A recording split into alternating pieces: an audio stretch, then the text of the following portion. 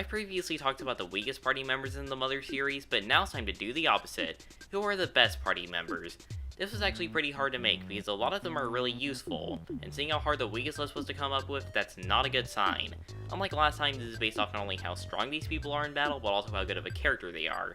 And of course, this is opinionated. But without further ado, here's who I would consider the 5 best party members of the Mother series. What? Oh yeah, I should probably go over the honorable mentions. But honorably below that, I should mention that temporary party members like Pippi, Eve, Buzzbuzz, Piggy, King, Wes, Alec, and unfortunately the Flying Man won't be included. A lot of you would probably expect Ninten, but no, he's not on the list. Ninten is like the groundwork party member. He has balanced stats, some exclusive PSI, and when you look more into the lore, he's a pretty interesting character. Unfortunately, he doesn't stand out in terms of anything, making him very vanilla. Kind of ironic coming from me. While you don't get to use Flint much in Mother 3, he's very powerful. Flint is all about brute force. His base HP and offense are the strongest of anyone in Mother 3, and his main ability is literally called brute force. He can either attack all enemies simultaneously, pull a Casey Bat, and either strengthen up or toughen up. It's just a shame he's only playable in Chapter 1.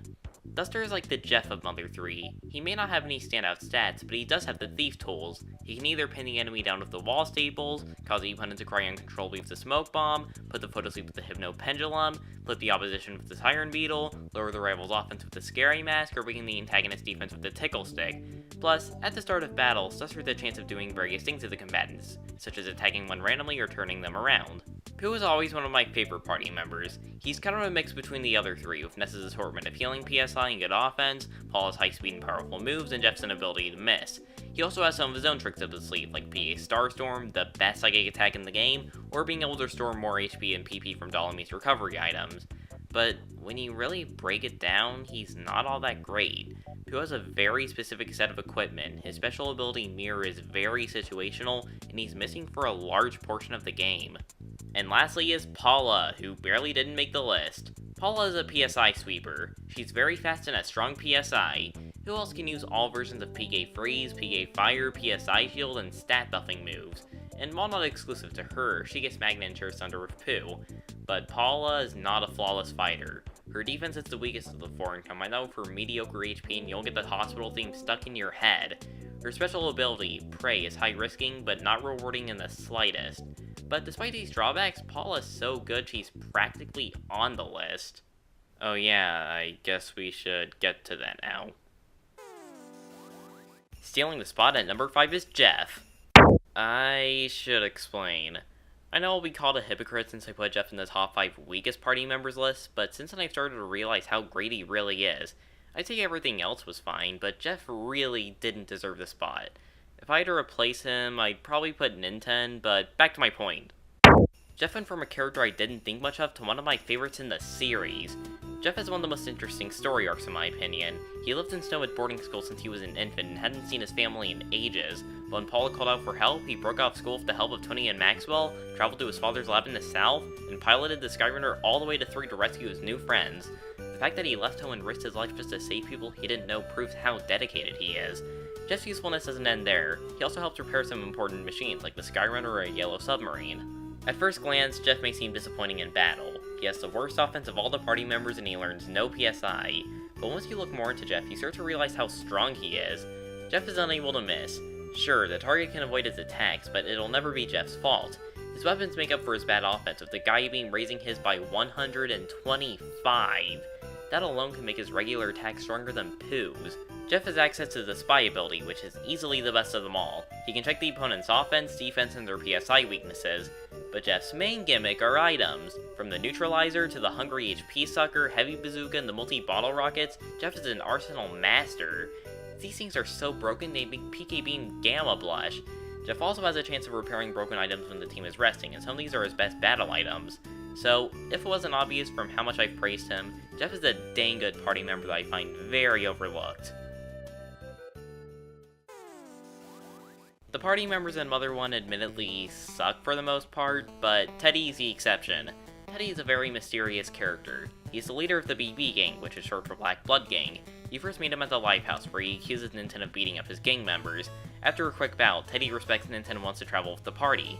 His parents were killed at Mount Etoy and he wants to journey up there to avenge them. As you can tell, Teddy contrasts the rest of the team by a long shot. Even as a kid, he was a very mature person, and by the time he was 10, he surpassed 170 centimeters and smoked real cigarettes. But not only is he the best character of the four, he's also the strongest. You receive him at level 18, and by this point your party will probably be around level 30. However, Teddy's base stats are already better than everyone else's. He has the highest HP, offense, defense, fight, speed, and strength stats of them all. He specializes in blades, which are some of the highest raising weapons in the game. He sweeps through enemies very easily, and he makes Mousy Toy much less of a nuisance. The only flaws with him are that he doesn't learn PSI and he joins your party very late. In fact, he could technically qualify as a temporary party member since you normally recruit him before finding Eve and you're required to go through the R703 battles to obtain the 7th melody. But that doesn't retract from how convenient Teddy is, which is why I gave him the number 4 spot. Coincidentally, the first Mother 3 party member makes it onto the list at number 3. I would say how Kumatora stands out from the rest of the group, but honestly, every party member in Mother 3 was that way. Kumatora was raised by the Magipsies at a very young age. They taught her PSI and she was eventually deemed Princess of Oso Castle. However, unlike the Magipsies, Kumatora is very tomboyish and reckless. She's willing to do something if it helps out another person, regardless of if she dislikes it or not. For example, in Chapter 4 she pretends to be a waitress at Club Titty Boo to find Duster, even though she has to wear a very revealing outfit. When it comes to combat, Kumatora is like a better version of Paula. Most of her stats compared to the rest of the Mother 3 party members are some of the lowest.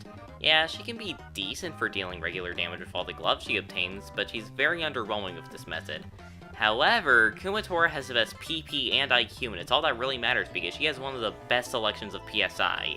Her assortment is built around weakening the foe more and more. When it comes to healing PSI, she doesn't have much outside of Magnet, but offensive PSI blows that out of the park. You have the obvious Fire, Freeze, and Thunder, but there's also Starstorm and the overpowered Ground. Her assistive PSI choices help prove what I mean even more. Hypnosis, Paralysis, Brain Shock, and Offense Defense Down are all hers. Kumatora is essentially a one-trick pony when you really break it down, but you can't deny how fun she is to use. There's no denying that Ness is the most recognizable Mother character. Even people who don't know of EarthBound know who he is. Of course, they probably think he's like a Pokemon trainer or something, but still. Ness has a very ambiguous role. Throughout the journey, he's completely mute, which makes him seem like an empty character you fill the shoes of. All we know is that he's gifted with PSI and he's destined to stop Gygus by collecting the melodies from the Earth Sanctuary locations. But once you make it to Lumine Hall, it's shown that Ness is his own character. He worries what'll happen to him and his friends in the future. Once he does learn all 8 melodies, his mind becomes one with the Earth and he's transported to his Magicant where he defeats the evil of his mind. It displays a lot of character development, especially for a person who doesn't seem like one at all. But Ness's reign doesn't stop there. He's arguably the most useful party member in EarthBound. He's very bulky and can take tons of hits with the best guts, vitality, luck, and HP in the game. While he isn't the best in anything else, by the end he'll have some of the highest stats due to the major buff he receives in the Sea of Eden. He specializes in baseball bats and has not 1, not 2, but 3 different choices for his best weapon. When it comes to PSI, Ness is like a white mage. He learns every variant of life weapon and most versions of healing. The Broken Paralysis and Hypnosis are all his, and he even gets both Flash and Rockin'. Unfortunately, it takes him a while to realize all his PSI, but it is worth the effort. What I'm trying to say is Ness is a tank. While he's incredibly slow, he can take hits very well and dish out powerful damage to the foe. But as superb as Ness is, he's not the absolute best. So if Ness isn't at number 1, then who could be? Is it Ninten? Is it the annoying old party man? Did I break the rules and put the flying man anyways? Is it... Okay, I'll stop. It's obvious who's at the top of the list. Lucas is not only the best party member in Mother 3, but quite possibly one of the best characters in the series. Lucas starts off as being shy and coddled. Sure, he likes being around his family, but he doesn't seem to talk to anyone else. When Hinawa dies in Chapter 1, Lucas becomes even more timid and introverted, and all he does from that point forward is mourn at his mother's grave. However, as time goes on, Lucas gains more and more courage. In Chapter 3, he saves Kumatora, Salsa, and West by commanding a Drago to attack the Pigmask surrounding them. 3 years later, he sets off on his journey with Boney, Duster, and Kumatora to stop the Pigmask army. And when the Masked Man sets out to pull the 7 needles, determining the fate of the world, Lucas races him to it. Talk about character development. In battle, he's just as great. Stats-wise, he doesn't exceed anyone, but he's still very well adjusted. Plus his signature weapons, the sticks, usually raise offense more than any other. Lucas is also a user of PSI, of course. While I'd still say Kumatora has the best range of psychic attacks, Lucas comes in a close second. If Kumatora is designed to mess with the foe, Lucas's job is to support his allies. He learns Refresh in every version of Life Up and Healing. He has access to all shields, counters, and offense-defense buffing moves. And as a bonus, he receives not only PK Flash, but also PK Love, the strongest defensive PSI in the game. While Lucas isn't necessarily the greatest in any aspect, he's so well balanced to the point that he has to be number 1. With that all out of the way, I've now talked about the worst party members and the best party members of the Mother series. Of course, you don't have to agree with everything I said, and you could switch around or even replace the party members included.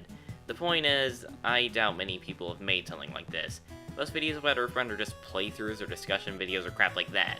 How many countdowns do you see of the games? But anyways, until next time, this is Blue10, and no, I won't make a top 5 middle-ranked Mother series party members.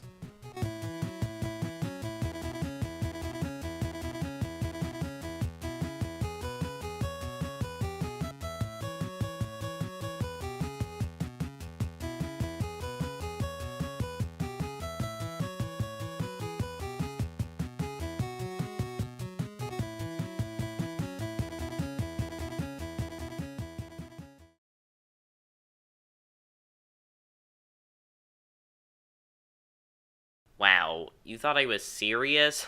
Teddy, Jeff, Kumatora, Ness, and Lucas don't even come close to the best. The 5 best party members of the Mother series are clearly the Flying Men.